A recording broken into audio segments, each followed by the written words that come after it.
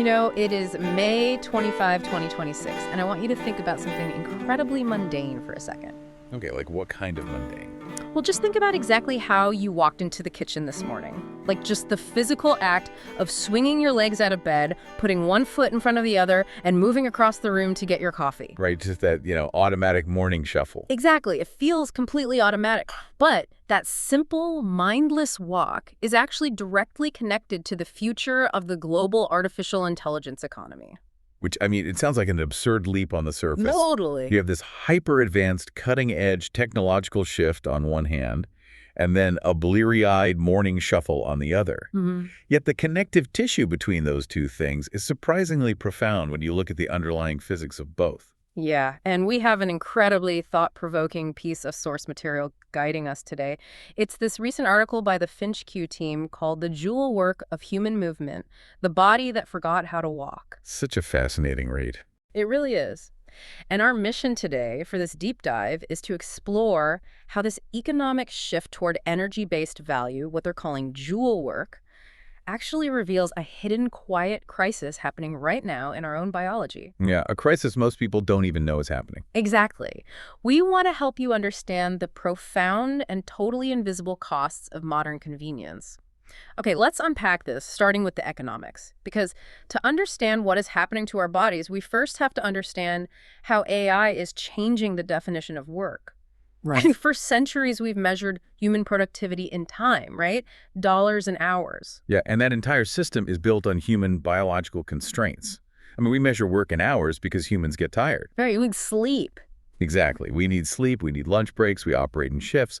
So time basically becomes the ultimate metric of cost. But artificial intelligence doesn't experience fatigue. No, it doesn't clock out at 5. When AI becomes the dominant productive force globally, time ceases to be the bottleneck for getting things done. So what replaces it?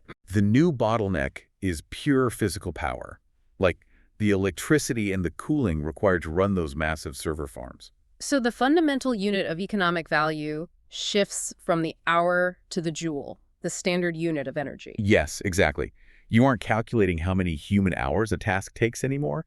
You're calculating how much raw energy it costs the system to process that task, and then looking at the value of the output it returns. And that constraint has to change everything about how we design systems. Oh, it completely rewrites the playbook. Yeah. In a jewel work economy, the most valuable AI is not necessarily the one with the most brute force computing power. Wait, really? I think bigger is always better. You would think so, but no. Yeah. The winner is the model that is the most efficient per unit of energy consumed.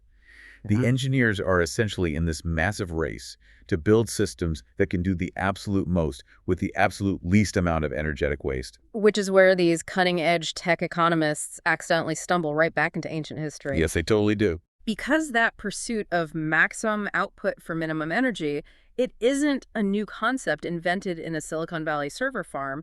It is literally the defining foundational characteristic of human biology. Yeah, evolution ran this exact thermodynamic experiment over millions of years. Right.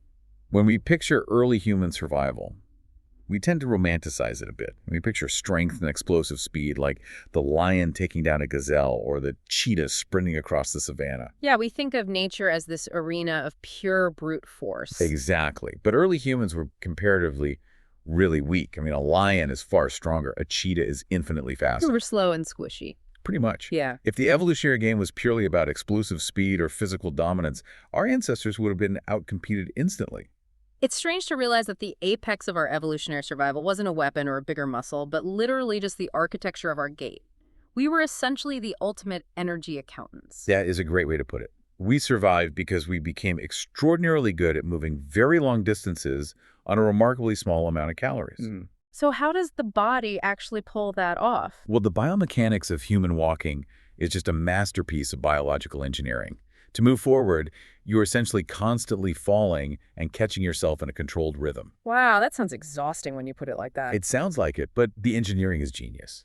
When you take a step, your heel strikes the ground and the arc of your foot, specifically the plantar fascia, it acts like a literal rubber band. Oh, I see. It stretches to absorb the impact, storing that kinetic energy, and then snaps back to help propel you forward into the next step. Think about your own body right now as this beautifully designed, frictionless hybrid engine. And it's not just the feet, Right, right? the whole system. When your left leg steps forward, your right arm naturally swings forward. That perfect counterbalance cancels out the rotational torque of your hips. Exactly. If your arms didn't swing, your body would naturally twist with every single step. And you'd have to burn extra muscle energy just to keep your torso facing straight ahead. That is wild. Even your diaphragm and your breathing naturally synchronize with the rhythm of your stride to optimize oxygen delivery.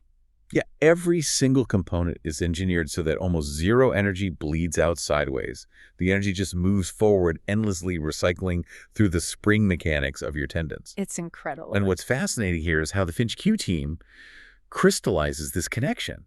They pull this specific quote from evolutionary biology that just sums up this entire dynamic perfectly. Oh, let's hear it. They say, the body that survives is not the strongest or the smartest. It is the one that wastes the least. The one that wastes the least, which perfectly mirrors those AI engineers hunting for the most efficient algorithm. It is the exact same mandate, just applied to flesh and bone instead of silicon. Okay, but hold on. I have to push back on this premise just a little bit. Okay, go for it. If the ultimate mandate of evolution is to save energy, like to do the most with the least, then modern civilization is the ultimate evolutionary victory. How I mean, think about the car, the elevator, the washing machine, the delivery app on your phone. We did it. We don't have to track a mammoth for 15 miles anymore. We just tap a screen and groceries arrive at our door. Right, we outsourced the effort. Yeah. Shouldn't our biology be absolutely thrilled that we finally achieved maximum energy savings? Well, you're not wrong that we certainly won the game of environmental convenience. We gained time and we gained reach. Right. But the flaw in that logic is assuming that biology views a lack of movement as a victory. Wait, it doesn't? Not at all. No. Biology actually keeps a very ruthless internal ledger, and it continuously audits your body with one fundamental question: what functions are still necessary? Oh, I see where this is going. Yeah, maintaining high-density bone, dense muscle tissue, and complex neural pathways for balance. Yeah. That is all incredibly expensive from a caloric standpoint. So if you aren't using those systems to walk miles a day over uneven terrain, the body's accounting department looks at the balance sheet and decides that maintaining that perfect walking mechanism is just a waste of calories. Exactly. It cuts the budget. The body adapts downward to match your sedentary lifestyle. And this is where the profound physiological shift happens. How does that actually show up in the body, though? Well, think about our feet. They are these incredibly dense sensory organs with thousands of nerve endings.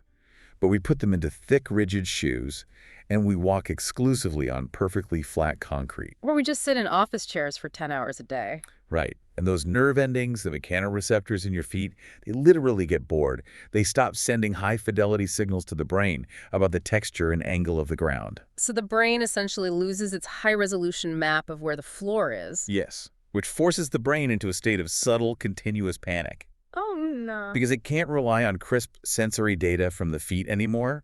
It has to guess.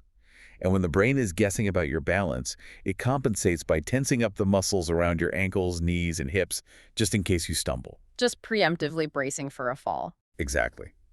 This is a phenomenon known as co-contraction. Instead of your muscles firing in perfect sequential harmony, one relaxing while the other pulls the agonist and antagonist muscles fire simultaneously. They literally fight against each other. Yes. So the very act of sitting around and saving energy causes the body to degrade its own mechanics, making movement inherently more expensive. It's complete paradox. It really is. We aren't being lazy. Our biology is just aggressively optimizing for the fact that we never leave the garage anymore.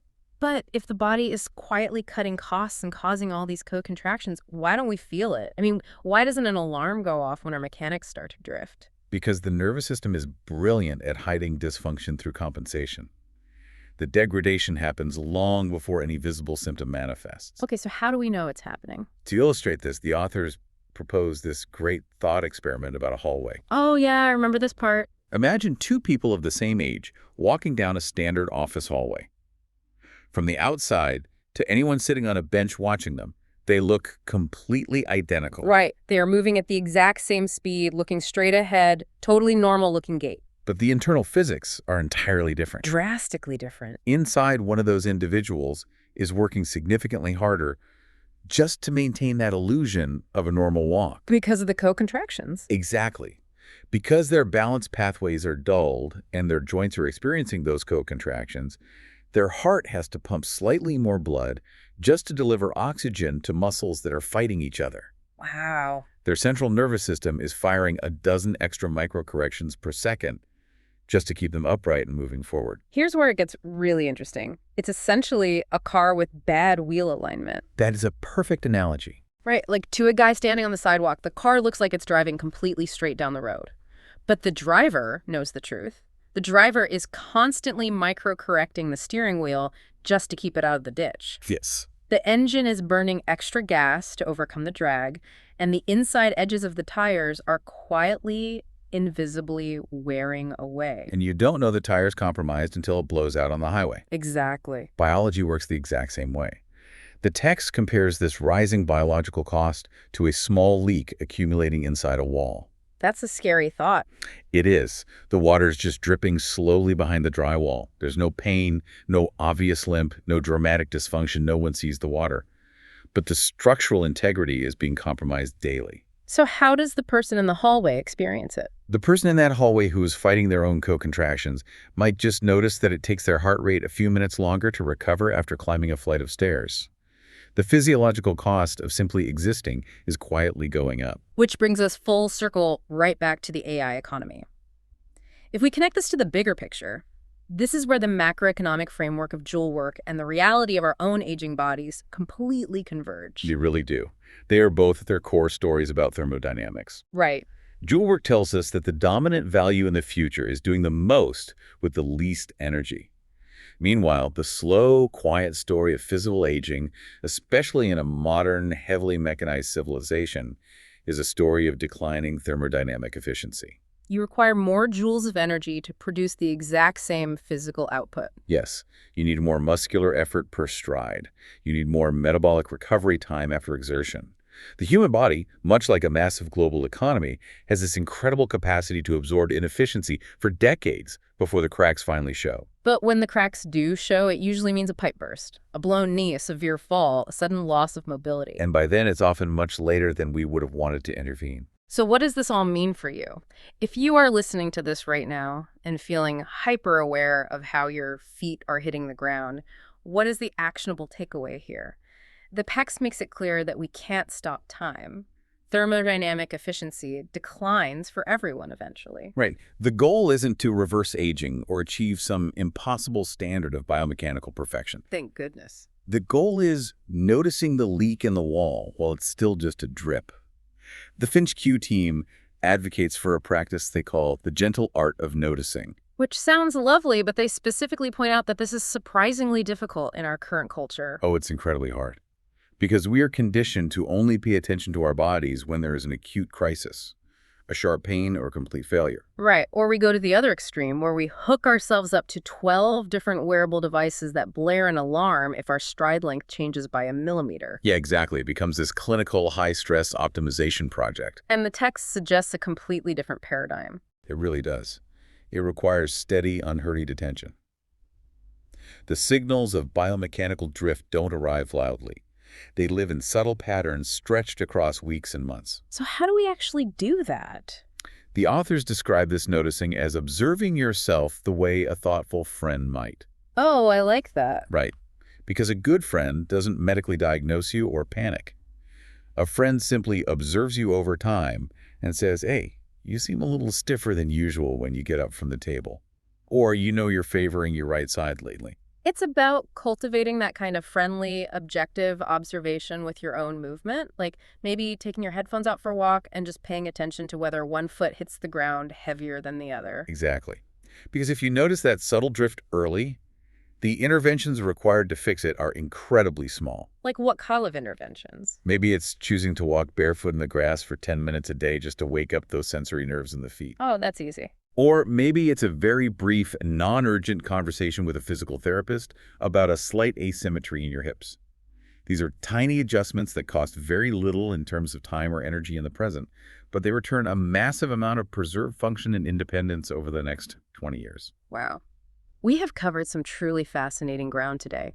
We started with the concept of Joule work, exploring how the AI economy is fundamentally shifting the measurement of value from human time to pure thermodynamic efficiency. Yeah, it's a huge shift. And then we looked back at evolutionary history to see how the human stride was perfected over millions of years to be this frictionless, energy-saving masterpiece. The ultimate efficient machine. Right. And we discussed the irony of modern civilization, how offloading our movement onto cars and apps has caused our biology to aggressively cut the budget on our own physical mechanics, leading to those invisible inefficiencies and co-contractions. Right, it's just biology doing its job. And finally, we explored the necessity of paying unhurried, gentle attention to our bodies to catch that decline before it becomes a crisis.